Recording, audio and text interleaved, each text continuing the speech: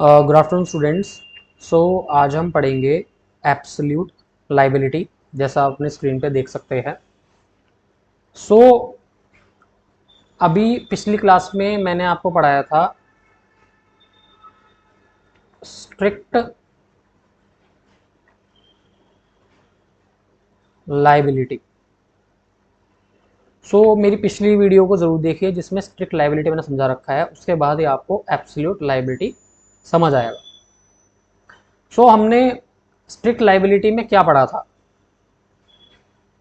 Strict liability में हमने 3 ingredients पढ़े थे।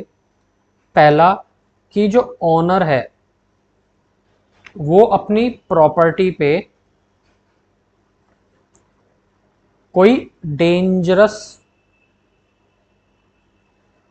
थिंग लेके आए, ठीक है।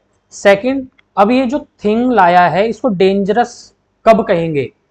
इसको डेंजरस तब कहेंगे जब ये थिंग एस्केप करे और मिसचीफ करे, एस्केप करके मिसचीफ करे, तो इस थिंग को हम बोलेंगे डेंजरस थिंग। फर्स्ट थिंग, और कोई भी ओनर अपनी प्रॉपर्टी को डेंजरस थिंग लाता है। सेकेंडली, उसका एस्केप होना जरूरी है। तीसरा, non natural use of land होना चाहिए, ठीक है। Non natural use of land मतलब आपने घर में शेर पाल लिया तो non natural use of land है। आपने बहुत बड़ी मात्रा में घर में एसिड रख रखा है, वो non natural use of land है। आपने कोई पॉइजनस ट्री रख रखा है घर में, वो भी non natural use of land है। क्योंकि और ये जो मैं थिंग बताए ये सब डेंजरस थिंग है। क्यों? क्योंकि अगर ये एस्केप करेंगे तो मिसचीफ करेंगे। अब हम पढ़ेंगे एब्सोल्यूट लायबिलिटी। एब्सोल्यूट लायबिलिटी जो है वो इंडियन इन्वेंशन है, एब्सोल्यूट लायबिलिटी। एंड ये कहां पे इन्वेंट किया गया था? ये इन्वेंट किया गया था MC Mehta versus union of India में, ठीक है। अब मैं आपको जनरली समझा देता हूं इसके अंदर कैसे इन्होंने इन्वेंट करा। अब दिल्ली में एक फैक्ट्री थी फर्टिलाइजर्स की, जिसमें से पॉइजनस गैस रिलीज हो गई थी एनवायरनमेंट पे, जिसकी वजह से कई लोग बीमार पड़ गए थे। एंड इवन 30 हजारी कोर्ट आपने सुना होगा दिल्ली में, उनके एक एडवोकेट थे वो एक्सपायर हो गए थे due to poisonous release of the gas, ठीक है। तो अब ये पॉइजनस गैस रिलीज हो गई है, तो स्ट्रिक्ट लायबिलिटी में मैंने आपको कुछ एक्सेप्शंस भी पढ़ाए थे, जिसमें एक्ट ऑफ गॉड था, plaintiff is the wrong doer था, एक्ट ऑफ थर्ड पार्टी था, ठीक है। तो जो सुप्रीम कोर्ट ने देखा इसके अंदर कि ऐसे तो जो ये दिल्ली फैक्ट्री है वो स्ट्रिक्ट लायबिलिटी के एक्सेप्शंस का फायदा उठा के अपनी लायबिलिटी खत्म कर सकती है कि जी ये जो पॉइजनस गैस रिलीज हुई थी ये किसी थर्ड पार्टी की मिसचीफ की वजह से रिलीज हो गई एनवायरनमेंट में, हमने कुछ नहीं करा। तो सुप्रीम कोर्ट ने सिंपली इसमें यह बोला कि आपने जो डेंजरस थिंग अपनी फैक्ट्री में रख रखी थी उसकी पूरी रिस्पॉन्सिबिलिटी उस फैक्ट्री ओनर की है, चाहे वो मिसचीफ थर्ड पार्टी करे। वो अपनी इस डेंजरस थिंग को प्रोटेक्शन के लिए कोई पर्सन भी अपॉइंट कर सकता था वहां पे, क्यों नहीं करा? तो सिंपली आपको एब्सोल्यूट लायबिलिटी कैसे पढ़ना है? स्ट्रिक्ट लायबिलिटी के एक्सेप्शंस हटा दो तो वो बन गया एब्सोल्यूट लायबिलिटी। अब ऐसा इंडियन जुडिशरी ने क्यों किया?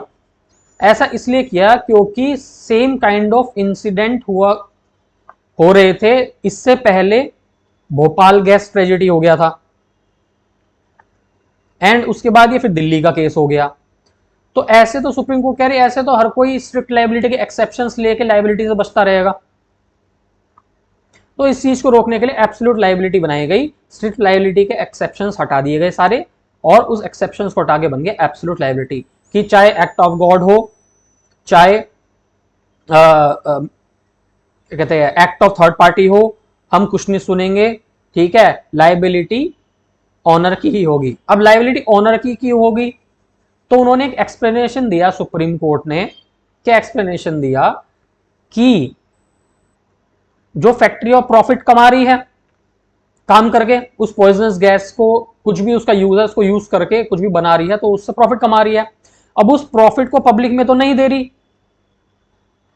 तो इस प्रॉफिट को कमाने के लिए उनकी एक रिस्पॉन्सिबिलिटी है कि वो पब्लिक को परेशान ना करे, ठीक है। इसका मतलब अपनी फैक्ट्री को जो भी उन्होंने डेंजरस थिंग रख रखी है उसको प्रोटेक्ट करने के लिए उनकी रिस्पॉन्सिबिलिटी है कि किसी थर्ड पार्टी को वहां पे सिक्योरिटी के लिए रखे, कि कोई थर्ड पर्सन आके मिसचीफ करके ऐसा इंसिडेंट ना करे। तो इस केस में सुप्रीम कोर्ट ने उस फैक्ट्री को लायबल बनाया था एंड उनसे कहा था कि कंपेंसेशन प्रोवाइड करें।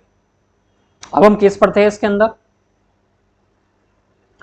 The Supreme Court was dealing with, मैं यहां से पढ़ रहा हूं, The Supreme Court was dealing with the case of leakage of oleum gas on 4th and 6th December 1985 from Shriram Foods and Fertilizer Industry in Delhi, belonging to Delhi Cloth Mills Limited. Due to leakage of gas, an advocate practicing in Tees Hazari Court has died and several others were affected by the same. This was the second incident of gas leakage within 1 year after Union Carbide और Bhopal gas tragedy case, ठीक है। यही मैंने आपको समझाया। अगर इसके अंदर if the court applied strict liability, तो ये इजीली उसके एक्सेप्शन लेके निकल जाते कि हम लायबल नहीं है। तो इस चीज को रोकने के लिए उन्होंने एब्सोल्यूट लायबिलिटी का इन्वेंशन करा, यही समझा रखा मैंने। If the court applied strict liability, then those who has established hazardous or dangerous industry in the thickly populated area could escape the liability by pleading the exception of the strict liability, ठीक है। तो Supreme court ने next paragraph में, Supreme Court evolve the rule of absolute liability as a part of Indian law. It says that the new rule was not subject to any exceptions under the rule of strict liability. ठीक है। Court ने क्या justification दी थी इसके अंदर, क्या justification दी supreme court ने कि the enterprise carrying on such hazardous and dangerous activity for private profit has a social obligation to compensate those suffered. Second, the enterprise alone has the resources to discover and guard against such hazards. तो ये काफी अच्छी invention थी हमारी judiciary की।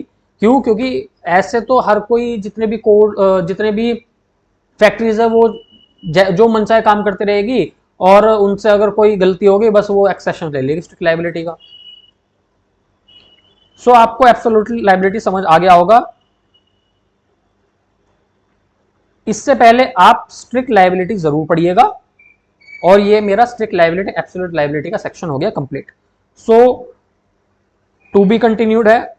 Please subscribe and like जरूर कीजिए मेरी वीडियोस को, जिससे मुझे मोटिवेशन मिले और भी नॉलेजेबल वीडियोस बनाने के लिए।